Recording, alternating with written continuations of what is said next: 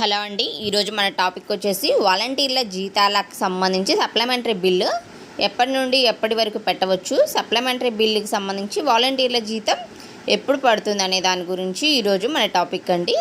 First మనం regular bill every month 22 to 25 లోపు regular bill పెట్టేస్తారండి. అలా రెగ్యులర్ బిల్ పెడితే మనకేంటంటే ఫస్ట్ తారీఖు లోపు మన శాలరీ అనేది క్రెడిట్ అవుతాయి. అలా రెగ్యులర్ బిల్లు ఈసారి ఏంటంటే 5200ని 200 తీసేశారనమాట. 200 పేపర్ బిల్ తీసేసి 5000 బిల్ పెట్టాలి. లెక్క అయితే అలా పెట్టలేదు. 5200 బిల్ పెట్టడం వల్ల ఆ బిల్ అనేది ఏంటంటే క్యాన్సిల్ అయింది. అలా క్యాన్సిల్ అవ్వడం వల్ల మళ్ళీ మనం సెకండ్ టైం కూడా మనకు అవకాశం ఉంటుందండి. అది ఏంటంటే సప్లిమెంటరీ బిల్లు పెట్టుకోవచ్చు.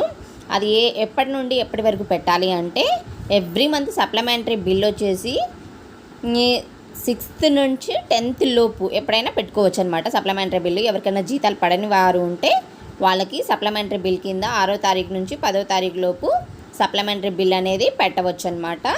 అలా మనం 10వ తారీఖు లోపు బిల్ పెట్టడం వల్ల మనకి ఆ అమౌంట్ ఏంటంటే 17వ తారీఖు లోపు మనకి అకౌంట్లో మన శాలరీ అనేది పడుతున్నాయండి. సో సప్లిమెంటరీ బిల్ ఇంకా ఎవరైనా పెట్టకపోతే మీ వార్డ్ అడ్మిన్ గారు ఉంటారు, వారి చేత సప్లిమెంటరీ బిల్ అనేది పెట్టించుకోండి. ఒకసారి అడిగి కనుక్కొని ఆ సప్లిమెంటరీ బిల్ అనేది పెట్టించుకోండి. అలా పెట్టించుకోవడం వల్ల 17వ తారీఖు నుంచి 22వ తారీఖు లోపు మనకి ఆల్మోస్ట్ జీతాలు క్రెడిట్ అయ్యే అవకాశం ఉంటుందండి. జీతాలకు సంబంధించి ఎవరు కూడా టెన్షన్ పడాల్సిన పని లేదండి. ఖచ్చితంగా జీతాలు అనేవి పడతాయండి. ఈ మంత్ జీతం ఖచ్చితంగా పడుతుందండి. కాకపోతే మీరేంటంటే అటెండెన్స్ మాత్రం కంపల్సరీ వేయండి. అలా వేయడం వల్ల ఏంటంటే మనం నెక్స్ట్ టైం కూడా ఈ పోస్ట్లో ఉండడానికి అవకాశం అనేది ఉంటుందండి.